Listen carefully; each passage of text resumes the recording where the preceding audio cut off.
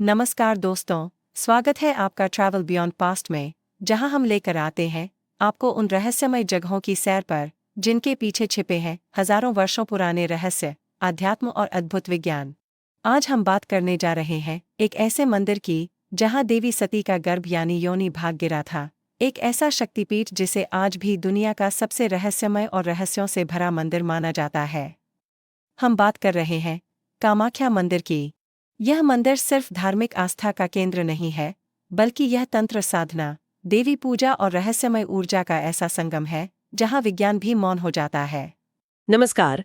आज हम भारत की सांस्कृतिक विरासत से जुड़े एक बहुत ही खास और कह सकते हैं रहस्यमयी पहलू पर बात करेंगे।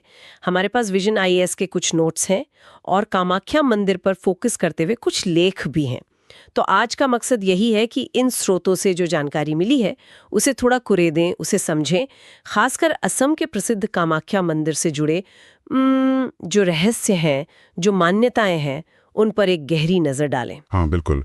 और ये समझना काफी दिलचस्प है कि कामाख्या जैसे स्थल भारत की पौराणिक कथाओं, यहाँ के धार्मिक रिवाजों और जो हमारा सामाजिक सांस्कृतिक ताना बाना है, उसमें इतनी अनोखी जगह कैसे रखते हैं। सही कहा, ये सिर्फ मंदिर नहीं है, ये जीवंत परंपराएं हैं। बिल्कुल। तो शुरुआत कामाख्या मंदिर से ही करते हैं।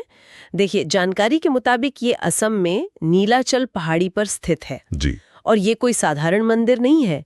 ये 51 शक्तिपीठों में से एक गिना जाता है और शायद सबसे महत्वपूर्ण वे। हाँ, सबसे महत्वपूर्ण माना जाता है इसे। और खास बात यह है जो मुझे काफी अनोखी लगी कि यहाँ देवी की कोई मूर्ति नहीं है, मतलब एक योनि के आकार का पत्थर है जिसकी पूजा होती है। सही कहा। और पौराणिक कथा तो यही कहती है कि ये वही जगह है जहां देवी सती का योनि अंग गिरा था। अच्छा। जब भगवान शिव उनके जलते शरीर को लेकर तांडव नृत्य कर रहे थे और विष्णु जी ने अपने सुदर्शन चक्र से शरीर के हिस्से कर दिए थे ताकि शिव का मोह भंग हो। हाँ, ये कथा तो सुनी है। तो वो योनि पत्थर, उससे लगातार एक प्राकृतिक पानी का सोता, मतलब एक झरना सा बहता रहता है। और इसका स्रोत नहीं पता? नहीं, स्रोत किसी को पता नहीं। इसे देवी की जीवंत ऊर्जा का प्रतीक मानते हैं। और ये पानी गर्भगृह को साफ भी रखता है, जो अपने आप में एक अद्भुत बात है। वाकई। अच्छा, यहाँ का एक और पहलू बहुत चर्चित है, अंबुबाची मेला। हाँ, अंबुबाची। सुनने में आता है कि जून के महीने में सालाना 3 दिनों के लिए मंदिर के कपाट बंद कर दिए जाते हैं। जी हाँ, बंद रहते हैं। क्योंकि ऐसी मान्यता है कि इस दौरान देवी रजस्वला होती हैं। हाँ, और ये मान्यता जो है, ये स्त्री शक्ति और सृष्टि के चक्र का एक बहुत शक्तिशाली प्रतीक है। इन दिनों कोई पूजा पाठ नहीं होता, मंदिर पूरी तरह बंद रहता है। अच्छा। और एक और बात जो लोगों को काफी हैरान करती है, वो ये कि कहा जाता है कि इसी दौरान पास में जो ब्रह्मपुत्र नदी बहती है, हाँ, उसका पानी लाल हो जाता है। लाल? हाँ, लाल।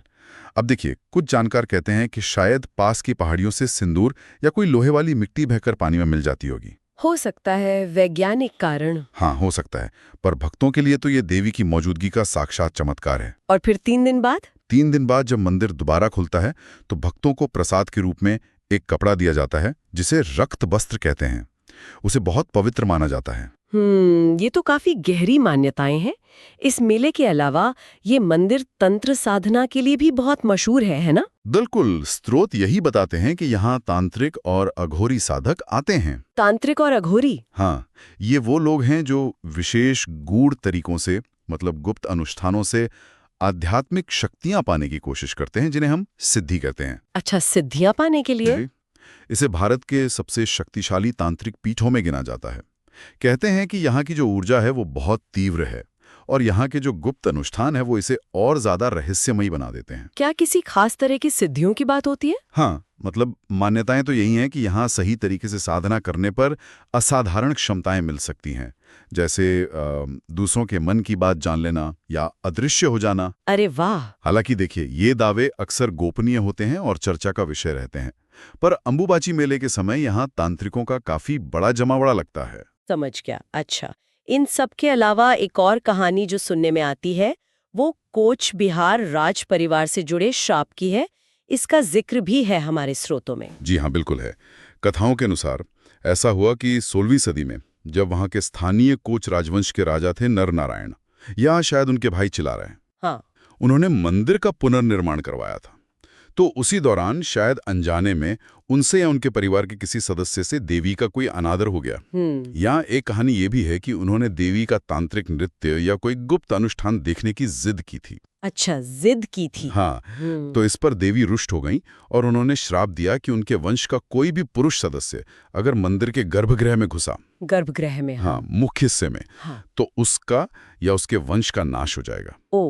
और कहा जाता है कि आज भी इतने सालों बाद भी शाही परिवार के पुरुष सदस्य इस डर से गर्भगृह में प्रवेश नहीं करते।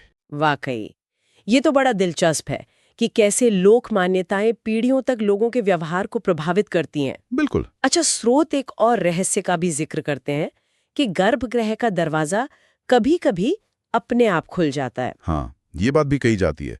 मंदिर के पुजारी और जो भक्त हैं वो ऐसा मानते हैं कि कुछ खास मौकों पर या कोई विशेष पूजा अनुष्ठान के बाद गर्भगृह का दरवाजा बिना किसी के खोले ही, मतलब अपने आप खुल जाता है, बिना मानवीय हस्तक्षेप के। हाँ, बिना किसी मानवीय हस्तक्षेप के। इसे वो लोग देवी की उपस्थिति और उनके आशीर्वाद का संकेत समझते हैं। इसका कोई वैज्ञानिक स्पष्टीकरण तो नहीं होगा शायद? नहीं, इसका कोई वैज्ञानिक सबूत तो नहीं है, पर ये बात मंदिर के उस रहस्यमयी माहौल को और गहरा जरूर कर देती है। सही बात है। अच्छा, मंदिर के इतिहास के बारे में भी थोड़ी जानकारी है हमारे पास, निर्माण वगैरह को लेकर? हाँ, माना जाता है कि जो मूल ढांचा था वो शायद 8वीं-9वीं शताब्दी में बना था। उस समय वहां म्लेच्छ वंश का शासन था, उन्होंने बनवाया था। म्लेच्छ वंश? जी। बाद में ये नष्ट हो गया था और फिर जैसा हमने पहले कहा 16वीं शताब्दी में कोच राजा नर नारायण ने इसे फिर से बनवाया। और उसके बाद भी कुछ काम हुआ। हाँ, विजन आईएएस के नोट्स में ये भी जिक्र है कि बाद में जो अहोम राजा हुए, असम के बहुत महत्वपूर्ण शासक रहे हैं वो, हाँ, अहोम राजा, उन्होंने भी इसके रखरखाव और निर्माण में योगदान दिया। तो कुल मिला के देखें तो कामाख्या मंदिर आस्था, गहरे रहस्य और स्त्री शक्ति की उपासना का एक बहुत ही अनूठा संगम है। बिल्कुल, यहाँ पर तर्क और विश्वास कई बार आमने सामने खड़े दिखते हैं। सही कहा। और ये चीज हमें सोचने पे मजबूर करती हैं कि आज के इस आधुनिक युग में इन प्राचीन मान्यताओं की, इन तांत्रिक परंपराओं की और इन चमत्कारों या रहस्यों की क्या जगह है। हाँ, क्या प्रासंगिकता है। बिल्कुल। और ये हमें अपनी संस्कृति और अपने इतिहास की जटिलताओं के बारे में क्या सिखाते हैं?